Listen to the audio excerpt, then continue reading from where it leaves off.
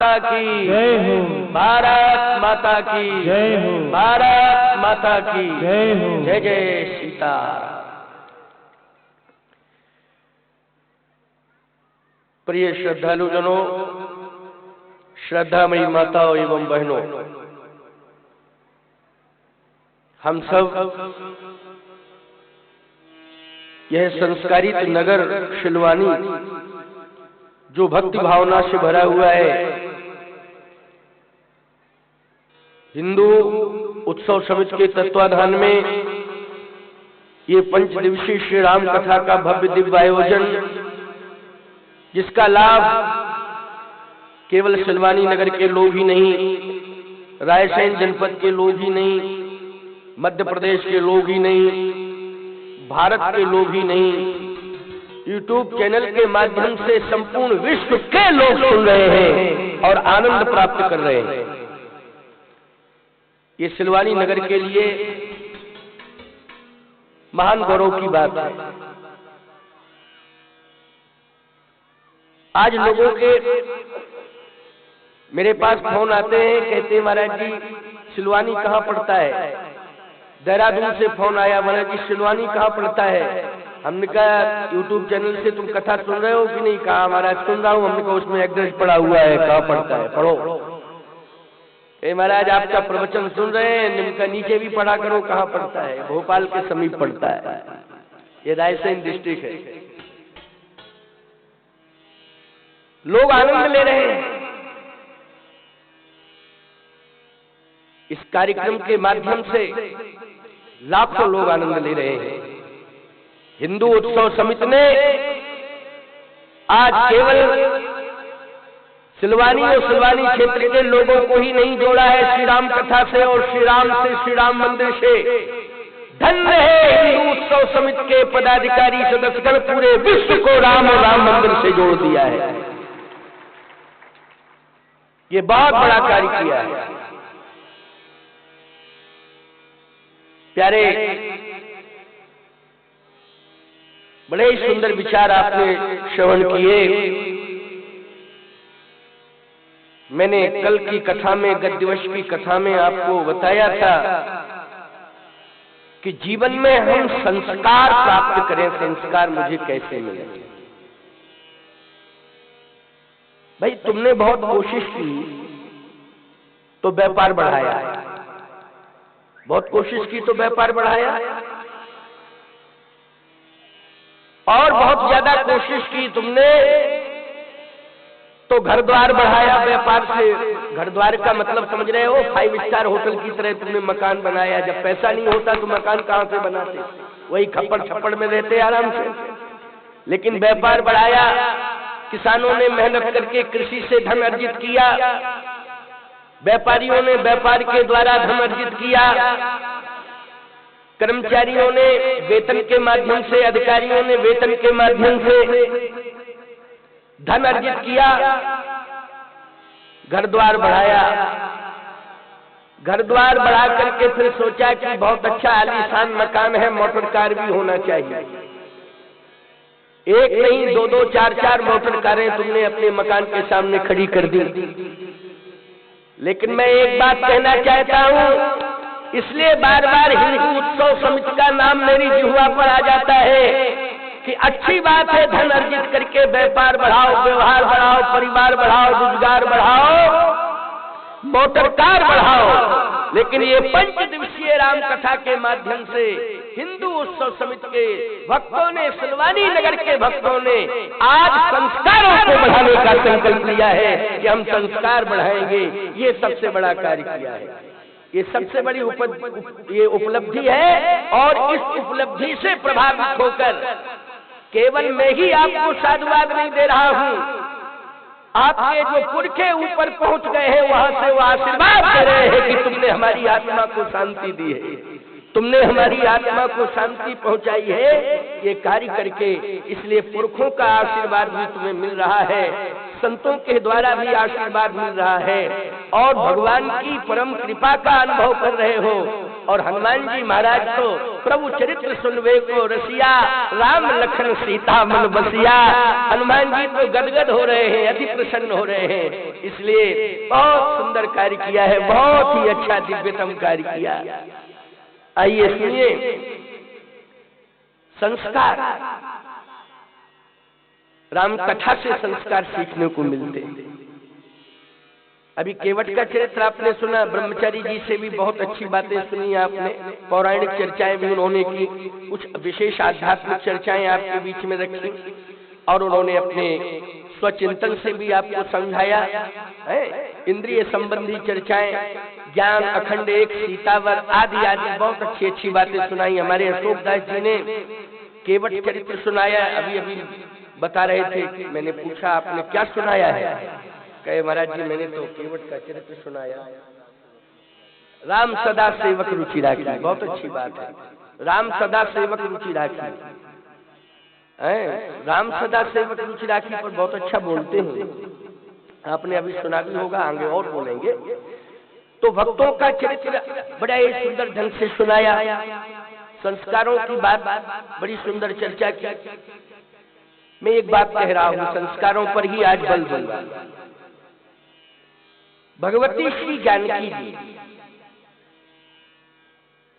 कल मैंने संकेत दिया था कि वो कह रही हैं कि सेवा का अवसर मुझे माता पिता ने दिया था कि सास ससुर गुरु सेवा करें, लेकिन आज मुझे बन जाना पड़ रहा है।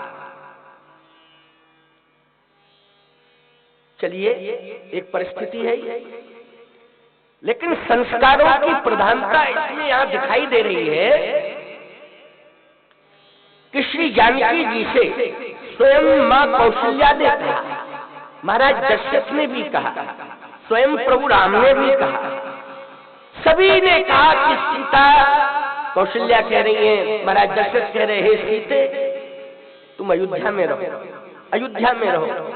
यदि अयोध्या में तुम्हारा मन न लगे तो पिता के यहाँ भिजवा देंगे, वहां बनी रहना, लेकिन तुम बन मत जाओ।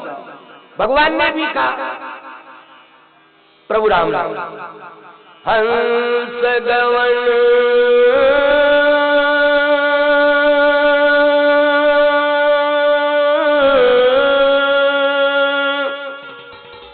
तुम नहीं बन जो, हंस गवनी तुम नहीं बन जो,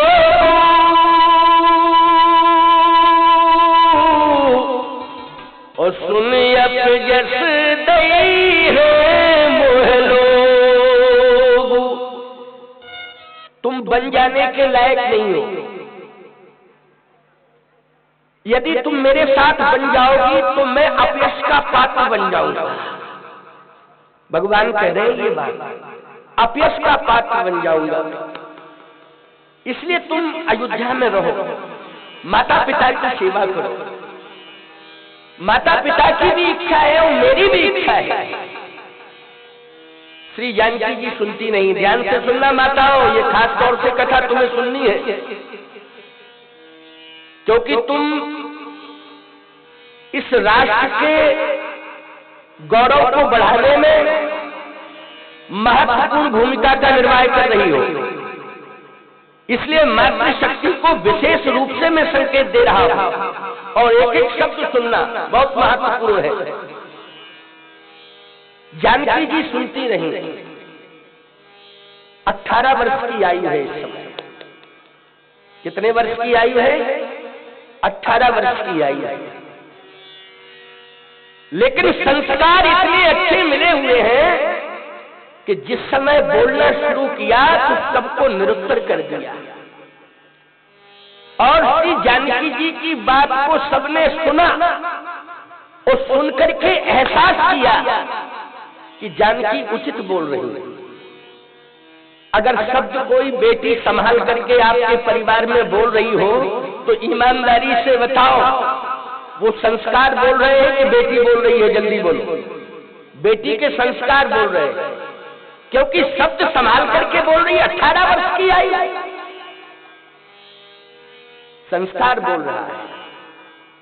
मैं एक बात कहता हूं, चाहे अयोध्या महान बनी हो और चाहे मिथिला महान बनी हो, चाहे भगवान राम महान बने हो, चाहे भगवती सीता महान बनी हो, चाहे हनुमान महान बने हो, ये संस्कारों के कारण सभी महान हुए हैं प्यारे।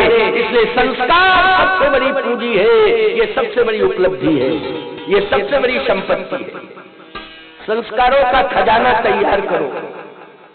ये खजाना तुम्हें मरने के बाद भी सुख देगा प्यारे। जिंदा की बात तो छोड़ो, मरने के बाद तुम्हें सुख देगा। तुम चाहे जिस योनि में चले जाना, लेकिन तुम संस्कार दे करके अगर परिवार को संस्कार दे के जाओगे और अपने साथ संस्कार लेकर के जाओगे, तो याद रखना, चाहे जिस योनि में जाना, लेकिन यह जो जन्म हो कर्म बसता राम की सद अनुरागी हो, यही भाव लेकर के जाओगे प्यारे, सुख मिलेगा चाहे जिस योनि में जाना।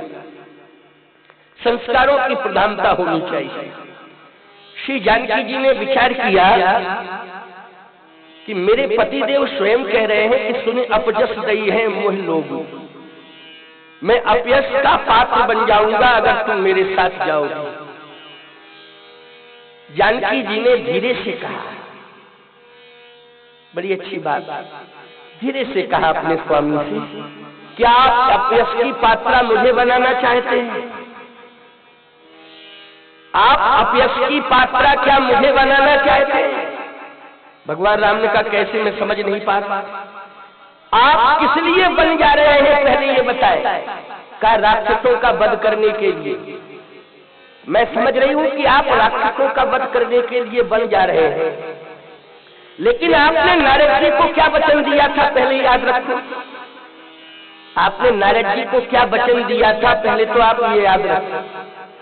क्या वचन दिया था, याद करो। तुलसीदास जी ने संकेत कर दिया, नारद वचन सत सब करी हो,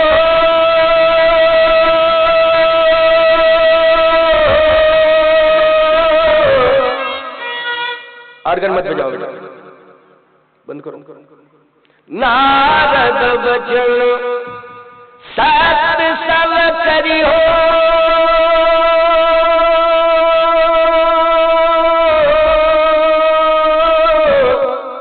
परम शक्ति समेत अवतरी हो। परम शक्ति समेत अवतरी हो। नारद वचन सत्य सब करी। नारद ने जो कहा है वो मैं सत्य करूंगा। बोलो भाई, नारी विरह तुम हो दुखारी। नारद जी ने क्या कहा था, जब देखो समझ में आया करे तो ऐसे कर दिया करो, और नहीं आया करे तो ऐसे कर दिया करो। पंचायती राज है, स्वतंत्र भारत में तुम्हारा क्या बिगाड़ लेंगे? बोलो भाई, इस स्वतंत्र भारत में कोई किसी का कुछ बिगाड़ सकता है?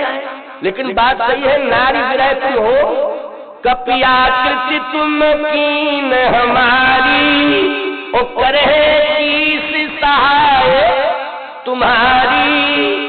नारी विरह तुम हो दुखारी, नारी विरह। तो पहली बात यह है कि आपको साधु संतों की बात का ध्यान है कि नहीं? भगवान बोले हाँ ध्यान है, ध्यान। तो फिर ध्यान है तो समझ लो। क्यों भाई, नारद जी कह रहे हैं, नारद जी तो नारद जैसे संत अगर कह रहे हैं और आपने वचन भी दिया सत्य सब करी हो, तो सत्य सब करी हो। आप सत्य तभी कर पाओगे जब मैं आपके साथ चलूंगी। अयोध्या में रहूंगी तो सत्य नहीं होगा।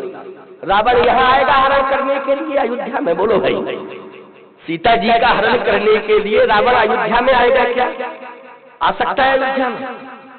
आप ही कह रहे नहीं आ सकता है, नहीं आ सकता है। सत्य तब होगा जब मैं आपके साथ चलूंगी। धीरे से कह रही हैं यहाँ, क्योंकि रहस्य को उद्घाटित करना ये उचित नहीं था उस समय। अगर महाराज की दर्शन सुन लेते, कौशल्या माँ सुन लेती तो कह देती ओ सोनियो जो षड्यंत्र है इन दोनों का, इसलिए ये दोनों जा रहे हैं आपस में चर्चा कर रहे हैं। क्यों भाई, होती बात, गोपनीयता भंग हो जाती है कभी भी। गोपनीयता, मैं एक बात कहता हूँ ध्यान से सुनो, पति पत्नी दोनों मर्यादित हो। और यदि गोपनीयता हो तो उसको भंग न करें, प्रकट न करें, तो देखो फिर गजब का रामराज जाएगा। बोलो आएगा रामराज कि नहीं आएगा? हिमा घर में क्या आएगा? रामराज जाएगा। अच्छा, रामराज को अगर स्थापित करना है घर घर में तो सीताराम बनना पड़ेगा कि नहीं? पति पत्नी दोनों को सीताराम जी के पद चिन्हों पर चलना पड़ेगा कि नहीं चलना पड़ेगा? अगर रामराज स्थापित करना है तो गोपनीयता भंग नहीं होनी चाहिए। धीरे से श्री किशोरी जी ने कहा कि एक तो नारद जी का वचन सत्य करना है तो मेरा यहाँ रहना उचित नहीं है, आपके साथ चलना उचित है। दूसरी बात क्या कि आप कहते सुन अपजस दई है मुँह लोगों, इस चौपाई पर भी बोल रहे थे, यूट्यूब में मैं भी सुन रहा था वहां बैठा बैठा, मैं कोई सो थोड़ी रहा था। क्यों भाई, चर्चा हो रही थी नहीं हो रही थी? हाँ, तो मैं भी सुनता हूँ भाई। जब ये सुविधा दी गई है, व्यवस्था दी गई है, तो सब पूरा संसार सुन रहा है, तो क्या मैं संसार से अलग हूँ? मैं भी तो संसार में ही हूँ। इसलिए मैं भी धर्मेंद्र कहाँ गया? धर्मेंद्र, इसने हमको व्यवस्था दी, वहाँ मोबाइल में लगा दिया। मैंने कहा सुनवाओ जरा क्या हो रहा है इस समय मंच पर। आप ही बोल रहे थे सुखदास जी, सुने अपजस दई है वो लोग, अपयश का पाप मैं बनूंगा जानकी। जानकी जी ने कहा सुनिए स्वामी, मेरी प्रार्थना है प्रभु, अगर आप मुझे छोड़ के अयोध्या चले जाएंगे, मुझे अयोध्या में छोड़ के आप वन चले जाएंगे, तो आप वन में क्या क्या करेंगे ये बताइए। भगवान ने कहा झरनों का पानी पीऊंगा। अच्छा बोलो, वन में कोई रहेगा तो क्या करेगा? झरने का पानी पिएगा। नदियों का पानी पीऊंगा और पहाड़ों पे चढ़ूंगा, और कहा कंचकाकीर्ण मार्ग पर चलूंगा। एक एक बात समझते जाना, कंचकाकीर्ण मार्ग पर चलूंगा, और जब नींद आएगी तो पत्तों की सैया बना करके सो जाऊंगा, और जब भूख लगेगी तो कंदमूल फल खा लूंगा। यही करूंगा। सीता जी ने कहा मैं अयोध्या में रह के क्या करूंगी? दल्लभ के गद्दे पे सोऊंगी और रबड़ी रसगुल्ला खाऊंगी। क्यों भाई? और सोने के गिलास में पानी पीऊंगी और चांदी सोने की थाली में भोजन करूंगी। अयोध्या में सब उपलब्ध है कि नहीं? बोलो भाई। वहाँ पत्तों की सैया पे कोई सोने देता राजमहल में? जल्दी बोलो, सोने देता? कौशल्या माँ सोने देती क्या? कितना प्रयास सीता जी करती, क्या कौशल्या माँ पत्तों की सैया पे महल के अंदर सोने देती? भगवान राम अगर अंजलि से जल पी रहे हैं तो क्या कौशल्या माँ जानकी जी को राजमहलों के अंदर अंजलि से जल पीने देती? नहीं पीने देती। सोने चांदी के गिलास आते, उन्हीं से पानी पीना पड़ता। जानकी जी ने कहा आप कंदमूल फल खाएंगे, झरनों का पानी पिएंगे, पत्तों की सैया पे सोएंगे, और मैं महलों में सुविधाओं में रहूंगी। हे स्वामी, संसार में मुझे भी अपयश मिल जाएगा, इसलिए मैं अपयश नहीं लेना चाहता हूँ। मैं तो आपके साथ रहूंगी। पति के सुख में सुखी रहना, पति के दुख में दुखी रहना, यही नारी का परम धर्म है। बोलो है कि नहीं?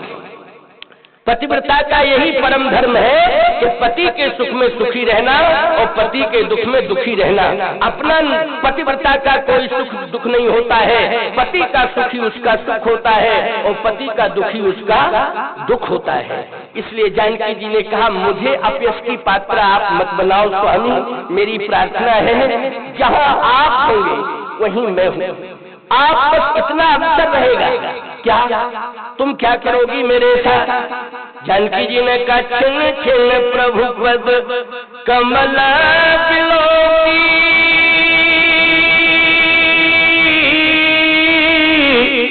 और रही हो मुदित दिवस जिनको की, बार बार प्रभु मूरत जो ही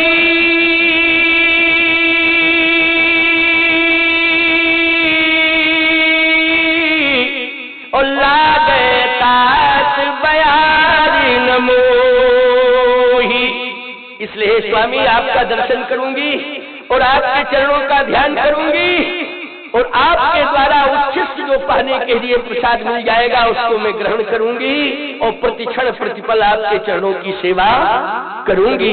आपके सुख में सुखी रहूंगी, आपके दुख में दुखी रहूंगी। बोलो, ये संस्कार बोल रहे हैं कि नहीं बोल रहे? ये संस्कार बोल रहे हैं। और आजकल की बहू, अगर कोई पति के सामने समस्या आ जाए, पति के सामने कोई समस्या आ जाए और समस्या को लेकर के उसे अगर नगर से बाहर जाना पड़े, क्योंकि समस्याएं आती जाती रहती हैं, तमाम ऐसे लोग हैं जो झूठे मुकदमे लगा देते हैं, इज्जत वाले व्यक्ति को बाहर जाना पड़ता है। वो लोग इज्जत बचाने के चक्कर में जाना पड़ता है कि नहीं जाना पड़ता है? इज्जत वाले व्यक्ति को इज्जत बचाने के चक्कर में नगर छोड़ के जाना पड़ता है। तमाम झूठे मुकदमे लगा दिए जाते हैं। आज ये बहुत ज्यादा प्रपंच चल रहा है, बहुत ही ज्यादा ये प्रपंच चल रहा है। लेकिन मैं आपसे ये पूछना चाहता हूँ, इस घोर कलिकाल में अगर ऐसी विडंबना किसी के साथ आ जाए और पति को जाना पड़े, तो पति कहता है तुमने क्या डिसीजन लिया? पत्नी कहती है कि मैंने तो ले लिया डिसीजन। पति कहता है कि तुम घर में रहना, घर देखना। कहे क्या करूंगी घर में रह के? फिर जब तुम जा रहे हो घर छोड़ के, तो मैं घर में रह के क्या? अरे माता पिता को थोड़ा सांत्वना देना। अरे माता पिता को सांत्वना उनके कर्म देंगे, उनके फल देंगे, उनका प्रारब्ध देगा, उनका भाग्य देगा।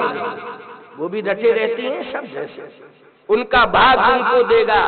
शांति सौहार्द समझाए सब, हम क्या देंगे? हमें इतना ज्ञान है कि हम समझा सकें, और आपके माता पिता को हम समझा सकें, हमें इतनी बुद्धि? बिल्कुल ऐसे ही बोलेगी, ऐसे ही बोलेगी। मैं सत्य कह रहा हूँ। हाँ, देखो हम तो साफ साफ कह के चले जाएंगे और कोई बोल नहीं पाएगा, लेकिन हम तो बोलेंगे साफ साफ। आपको महाराज आप में इतनी ताकत कैसे है साफ साफ बोलने की? इसलिए है कि हमें लोकसभा का चुनाव लड़ना है कि विधानसभा का, कि तुमसे वोट लेने? भाई हमको वोट तो नहीं लेने, कोई चुनाव लाओ तो हमें लड़ना नहीं है। हम साफ नहीं कहेंगे तो कौन साफ कहेगा? बोलो भाई। इसलिए महात्मा लोग साफ साफ बोलते हैं, इसलिए साफ हमें बोलना है। हम संस्कार देने के लिए आए हैं, कूट कूट करके संस्कार भर के जाएंगे और मानना पड़ेगा। आपको ये भी कोई गारंटी है कि हम आपके दिए हुए संस्कारों को माने? अरे नहीं मानोगे तो नुकसान और खामियाजा भुगतना पड़ेगा तुम्हें। क्या खामियाजा उठाना पड़ेगा? एक संत कह रहे थे, जो न माने साधु सीख तो लेके कटोरा मांगे भी। जो साधु की बात नहीं मानता है उसे सड़कों पे दर दर भटकना पड़ता है। इसलिए साधु की बात तो माननी पड़ेगी, क्योंकि संत तुम्हारे कल्याण के लिए आए हैं, तुम्हारे हित के लिए आए हैं। इसलिए आवाज वृद्ध नर नारी समस्त लोगों से, और जो हमारी बात को जहाँ जहाँ तक सुन रहे होंगे, उन सभी को मैं ये समझाए देना चाहता हूँ कि राम कथा के माध्यम से संस्कारों की प्रेरणा लो, संस्कारों की शिक्षा लो। संस्कार कैसे होने चाहिए? श्री जानकी जी ने आज अपनी सास माता से और अपने ससुर साहब से स्पष्ट कह दिया, बिन दे नदी बिन बारी,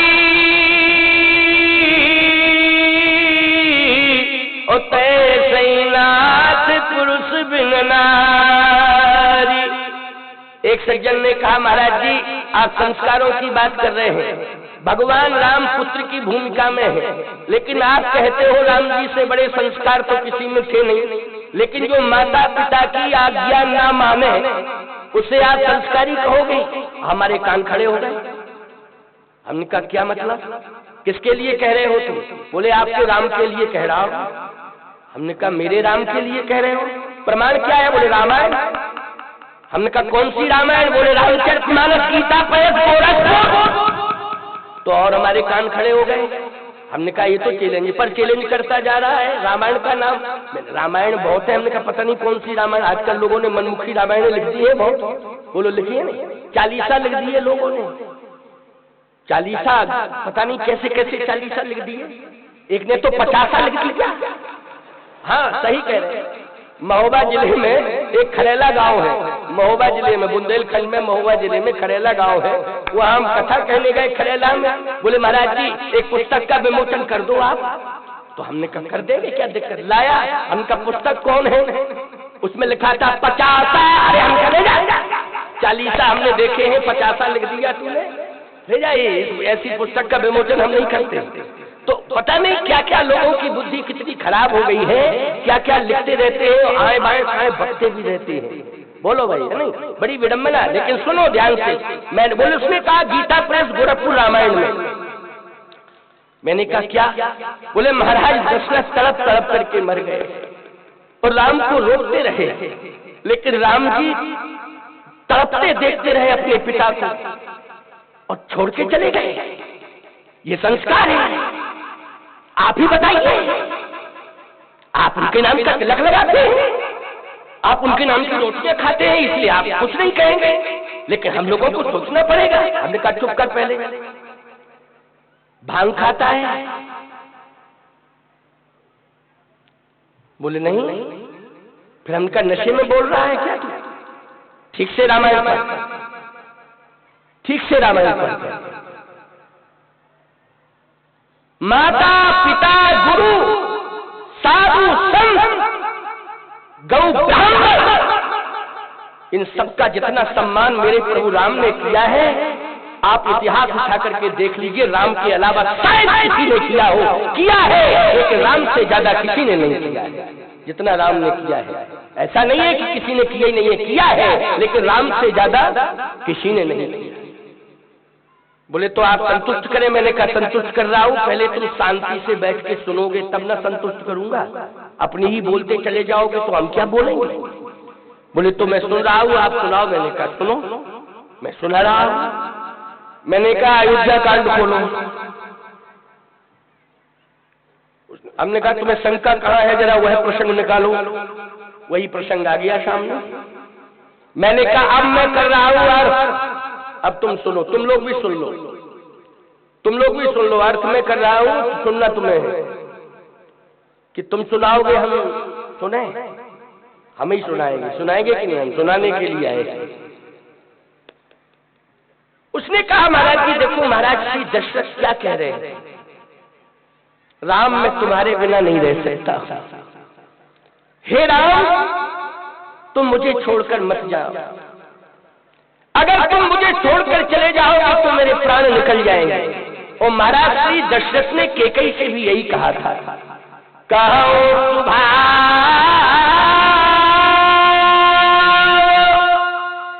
न चला मन माही,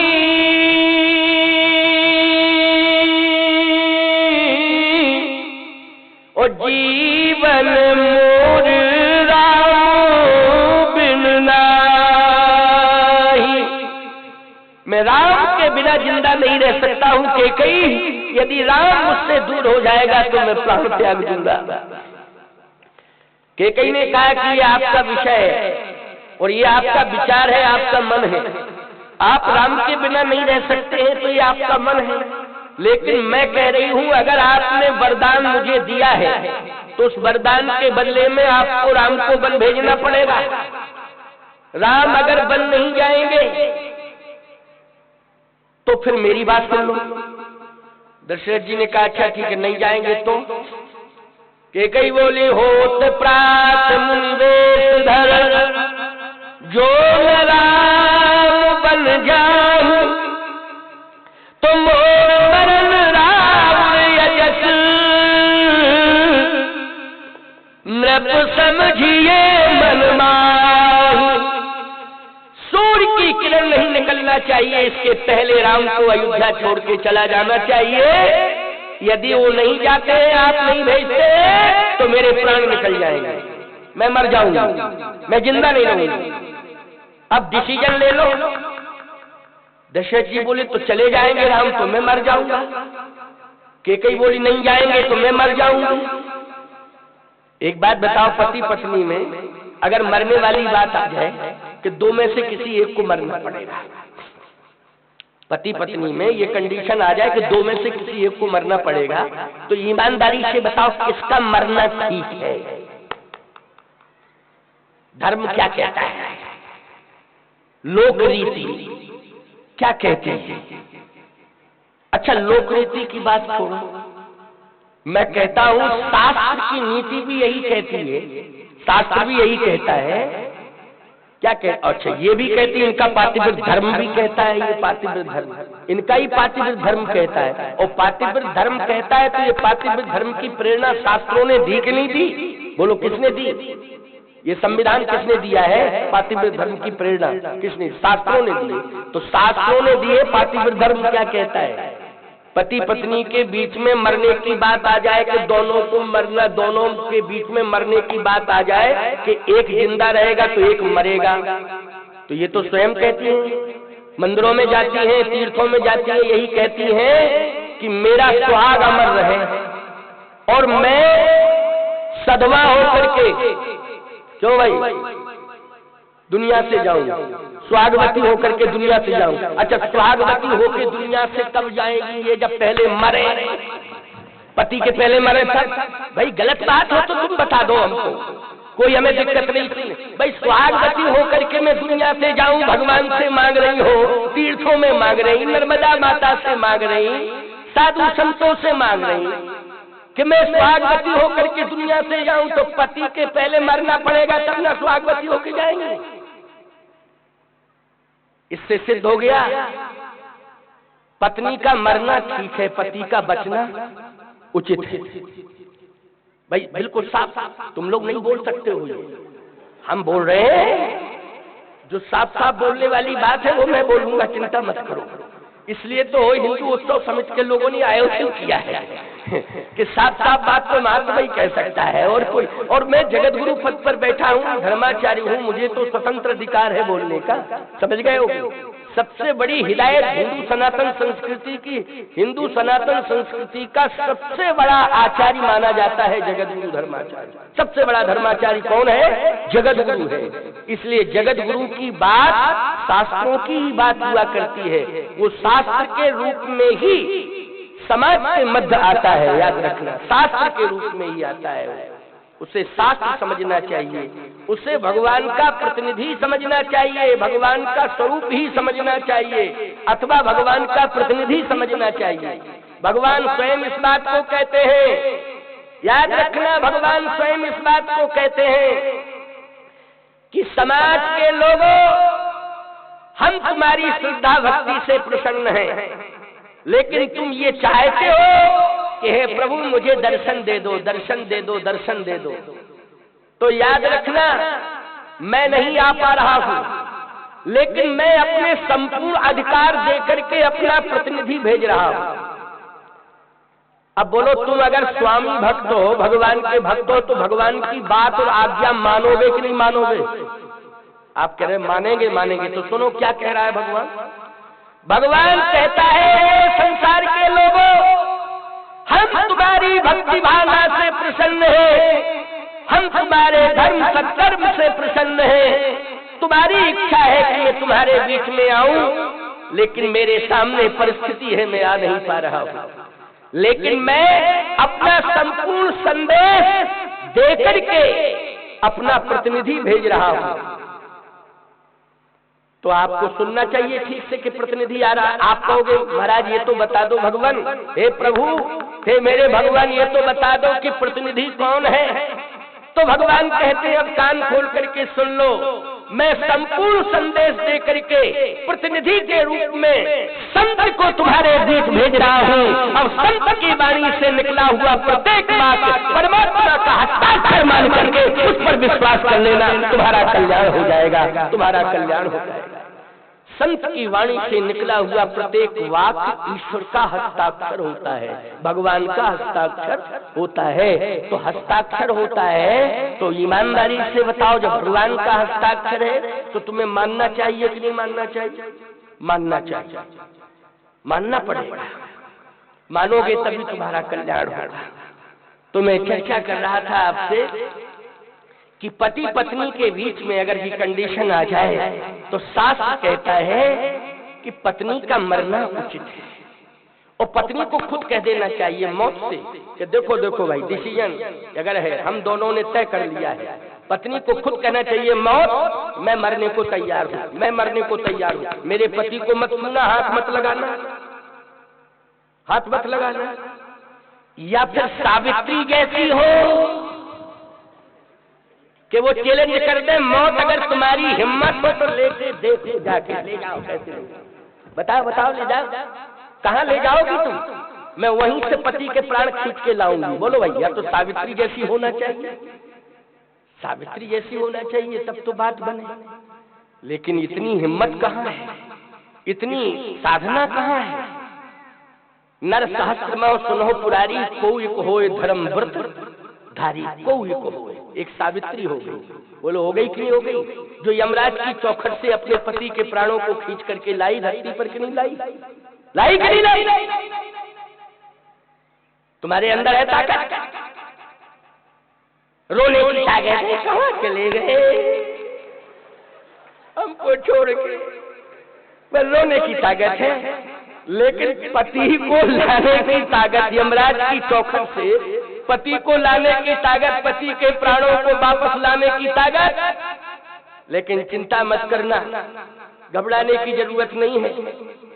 भगवान से प्रार्थना करेंगे हम, और करते ही रहेंगे